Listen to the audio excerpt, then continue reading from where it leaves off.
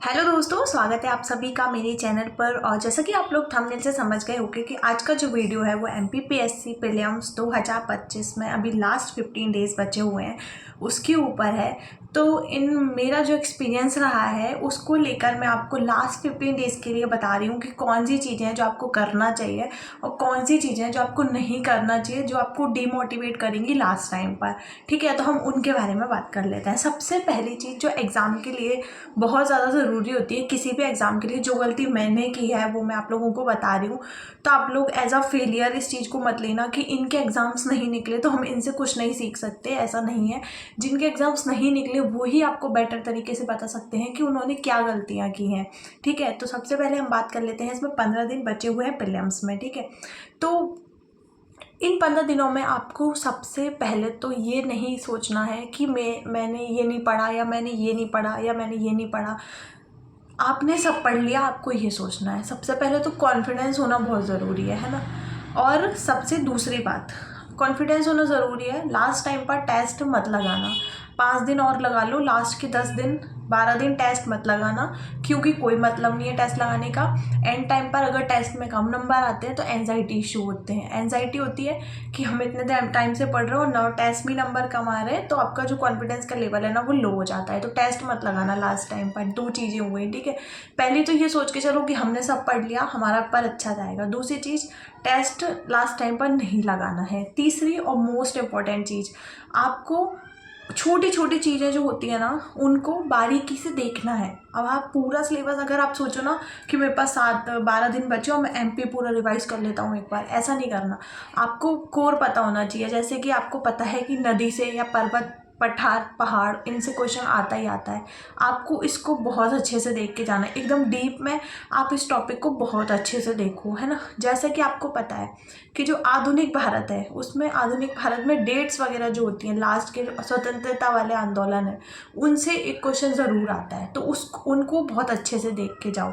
जैसे कि वो आर्य समाज और ये सारी जो जिनकी इनकी जो स्थापना वर्ष हैं वो बहुत अच्छे से देख के जाओ। किसने स्थापना करी है वो बहुत अच्छे से देख के जाओ, है ना। और करंट में जैसे कुछ चीज़ें ऐसी होती हैं, करंट में, एमपी की करंट में पद्मश्री किस किस को मिला है लास्ट में, लास्ट 2-3 साल का देख कर जाओ, कौन किस कला से संबंधित है। इनसे पेपर में बहुत आपको हेल्प होगी। आपको पता है पेपर में ये चीज़ फील नहीं होनी चाहिए जाते से, ये चीज़ मैंने पढ़ी थी और ये मैं भूल गया। पिछली बार अभी शायद बांस का राष्ट्रीयकरण आया था, लास्ट टाइम के साल का आया था, ऐसे ही कोई क्वेश्चन आया था। वो क्वेश्चन मैं पढ़ के गई थी, परीक्षा धाम में पूरे दिया हुआ है ना। और पर वहाँ पे जाके मैं कंफ्यूज हो गई उस क्वेश्चन में। तो मैं आपको यही बता रही हूँ कि आपने पढ़ सब लिया, अब आपको इम्पोर्टेंट टॉपिक्स चूज़ करने हैं, अपने पेपर पर लिखने हैं। एक पेपर लो, उस पर लिखो ये टॉपिक्स हैं, इनको मुझे बहुत अच्छे से करना है। फॉर एग्जांपल एमपी के जैसे ज्योग्राफी वाले पार्ट से कुछ चीज़ें हो गई, कुछ कला वाले पार्ट से हो गई, जैसे कि गोंड जनजाति, भील जनजाति और ये कोल, है ना। तो 3-4 ऐसी जनजातियां हैं जिनसे कि क्वेश्चंस जो हैं वो हमेशा आता है। तो आपको उन जनजातियों के बारे में डीप में देख के जाना और उनमें कंफ्यूज नहीं होना। उनके नृत्य में और उत्सव वगैरह सारे सेम सेम रहते हैं, उन चीज़ों को बहुत डीप में देख कर जाओ, है ना।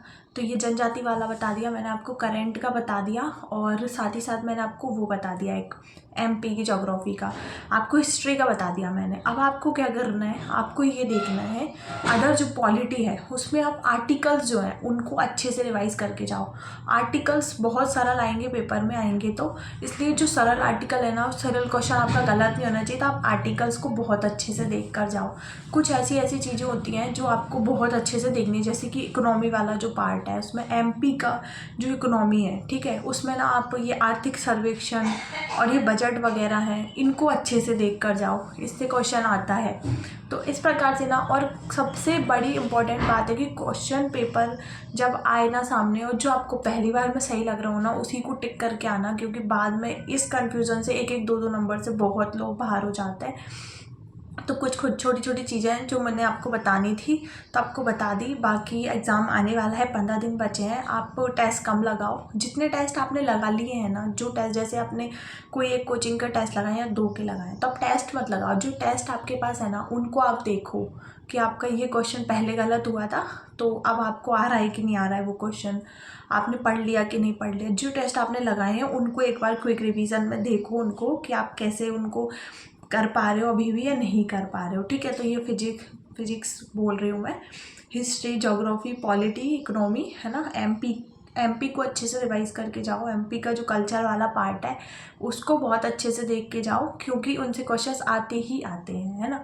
और रही बात करंट की, तो करंट में जो अवार्ड्स वगैरह हैं उनको देख कर जाओ और उनसे क्वेश्चंस आ जाएंगे। सबसे बड़ी बात, घबराना नहीं है। आप लोगों ने सब पढ़ लिया, आपकी तैयारी बहुत अच्छी है, घबराने का कुछ नहीं है। और किसी भी चीज़ से अभी फ़िलहाल एग्ज़ाम के टाइम पर कोई भी नेगेटिव चीज़ अपने माइंड में मत रखो एग्ज़ाम्स को लेकर कि इस चीज़ में घोटाला हो रहा है, इस चीज़ में हो रहा है, इस चीज़ में हो रहा है। उन सबसे कोई मतलब नहीं, हमारी मेहनत से मतलब है। हम मेहनत कर रहे हैं और हमें उसका फल मिलेगा, बस इतनी सी चीज़ सोचो। अपनी मेहनत पर बिलीव रखो और पेपर को अच्छे से शांत मन से देकर आना। All the best. मिलते हैं नेक्स्ट वीडियो में। वीडियो आपको हेल्पफुल लगा हो तो लाइक ज़रूर कर देना, शेयर कर देना, चैनल को सब्सक्राइब कर लेना। मिलते हैं नेक्स्ट वीडियो में। धन्यवाद।